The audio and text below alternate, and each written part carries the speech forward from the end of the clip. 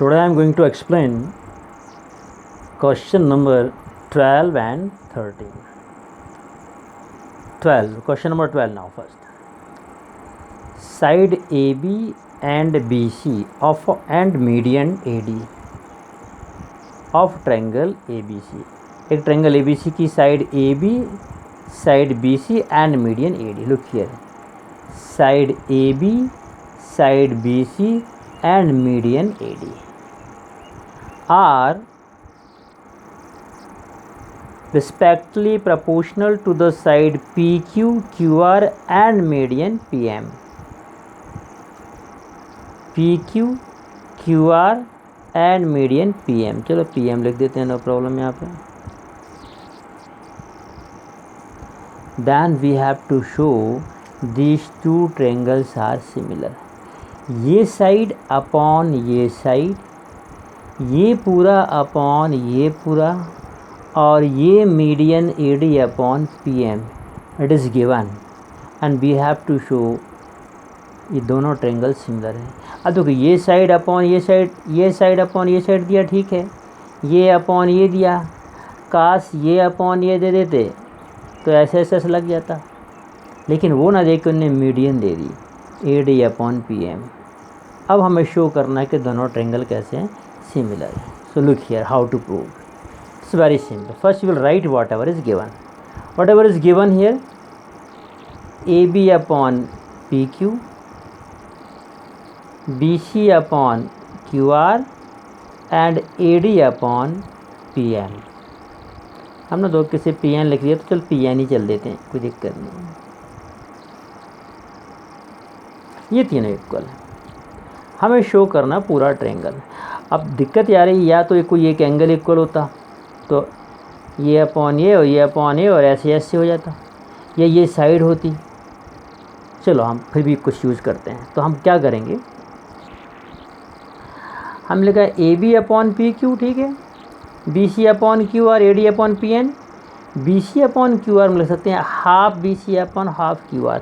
दोनों में up and down half half का मल्टीप्लाई कर दें तो कोई दिक्कत है क्या. हाफ हाफ कैंसिल, एक से नंबर से मल्टीप्लाई किया कैंसिल, बचेंगे तो BC upon QR. So that's why we are multiplying here half up and down. अब क्यों किया हाफ बताते हैं. Half BC half QR by multiplying half up and down. Half BC means what, BD. D is midpoint of BC because AD is median. Median कहाँ आके मिलती है, mid point पर. तो D मिड पॉइंट हुआ तो BD कितना हुआ, BC का हाफ.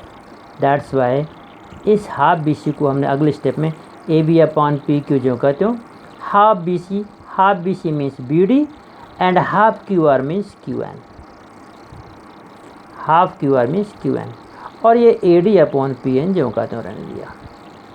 फिर से देख लो, ये जो कहते हो लिखा है यहाँ पर, थर्ड वाला थर्ड जो कहते हो लिखा, बीच वाले में हाफ का मल्टीप्लाई कर दिया था तो हाफ BC मीन्स BD और half QR means QN.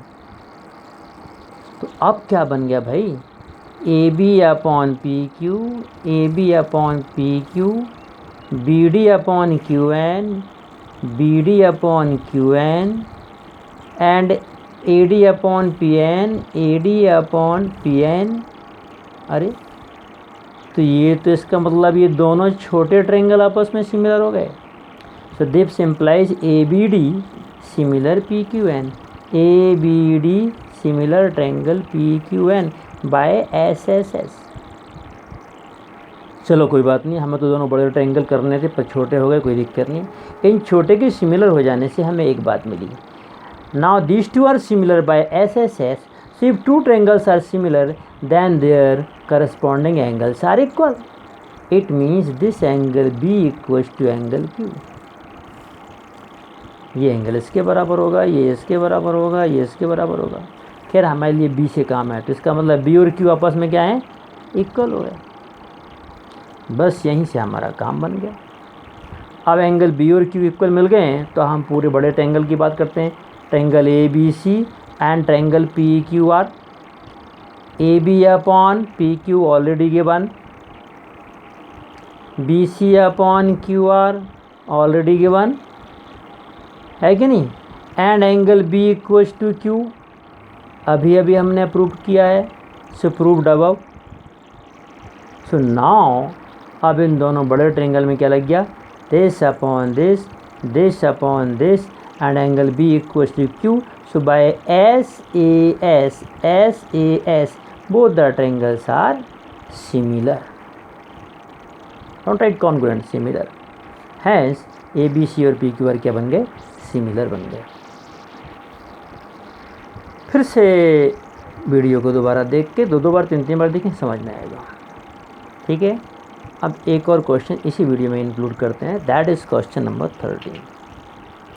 Question number 13 is D is a point on the side B C of a triangle. एक ट्रायंगल है A B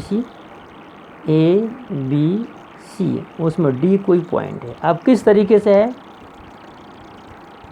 such that angle A D C equals to angle B A C. Means ये D इस तरीके से है कि angle A D C equals to angle B A C, यानी ये पूरा एंगल इस एंगल के बराबर है। तो हमें ये प्रूव करके बताना है C A square equals to C B into C D. अब कैसे आएगा देखते हैं। So in triangle A B C angle A D C equals to angle B A C, हमें ला के बताना C A square equals to C B into C D. चलिए हमने कैसे सॉल्व किया। In triangle A B C and A D C, इस पूरा बड़ा triangle A B C and A D सी दोनों को मैंने अलग अलग बना लिया, इसको शॉर्ट में ए बी सी, और ये उठा के नीचे बना लिया ए डी सी। क्या क्या इक्वल है देखो भाई, एंगल बी ए सी मतलब ये angle equals to angle A D C ये angle that is given in the question. So right side में लिखना गिवन। तो ये वाला एंगल इस वाले एंगल के बराबर हो गया, और ये वाला एंगल तो कॉमन है, इस बड़े इसका भी है और छोटे का भी है। Angle C equals to angle C, got it. देखो दो ट्रायंगल बन रहे हैं इसमें, एक पूरा ए बी सी बड़ा और एक ए डी सी, तो इसका ये वाला एंगल इसके बराबर दिया है, और ये तो क्या है कॉमन। इस तरह से ये दोनों ट्रायंगल क्या हो गए, सिमिलर बाय ए। दो एंगल की प्रॉपर्टी से। चलिए साहब, अब ट्रायंगल सिमिलर होंगे तो साइड्स प्रोपोर्शनल होंगे। If triangles are similar then sides are proportional.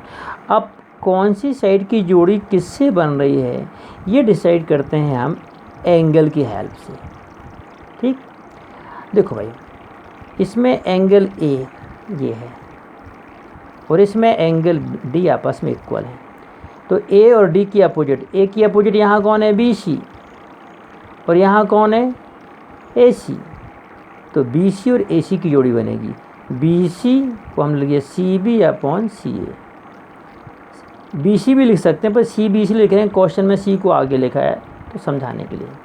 तो ए और डी आपस में इक्वल हैं, तो ए की अपोजिट बी सी और डी की अपोजिट सी ए, तो इन दोनों की जोड़ी बनी। फिर देखिए अब ये एंगल देखिए, ये दोनों आपस में इक्वल है, तो इसकी अपोजिट कौन है ए बी, तो इसमें इसके अपोजिट कौन है ए डी, तो A B upon A D. अब बचा थर्ड एंगल, इसका थर्ड एंगल ये बना और इसका थर्ड एंगल ये बना, तो इसमें थर्ड एंगल बी के अपोजिट कौन है ए सी, तो लग दिया सी ए, तो फिर इसमें बी के अपोजिट कौन है सी डी। एंगल से डिसाइड कर लेते हैं, और इसकी साइड ऊपर लिख रहे हैं तो पूरी फिर इसी के ऊपर और इसके नीचे, तो ऐसे करने से दोनों को सिमिलर हैं तो साइड प्रोपोर्शनल होंगी। कौन किसके प्रोपोर्शनल होगी एंगल के हिसाब से डिसाइड कर लिया, जो एंगल जिसके बराबर है तो उनकी अपोजिट के बराबर होगी, उनकी अपोजिट प्रोपोर्शनल होगी। ऐसा रखने से हमें देख रहे हैं हमें लाना है C A square equal to C B into C D. C A square इन दोनों से आएगा तो इसको छोड़ दो, ये बराबर ये तो इसको छोड़ सकते हैं, ये बराबर ये भी लिख सकते हैं, this equal to this C B upon C A equal to C A upon C D, तो C A into C A square equal to C B into C D has proved. ठीक है, class में होते तो आप hand raise करते हो, कहते सर यहाँ नहीं आया, वहाँ नहीं आया। अब आप यहाँ नहीं कर रहे हैं तो हम क्लोज़ कर देते हैं, तो आपको लगता है सब बहुत जल्दी हो गया और एक ही वीडियो में 2-2 क्वेश्चन हो जाते हैं। इसके लिए ज़रूरी है कि आप वीडियो को पॉज करें, फिर देखें, फिर बताएं कहाँ से देखा है, कैसे बोल रहे हैं सर, फिर देखोगे तो आपको समझ में आ जाएगा। तो वीडियो को रोक रोक के रिपीट कर करके आप उसको देखें। Okay, so in next video, next 2 question I will explain. Okay, thank you very much.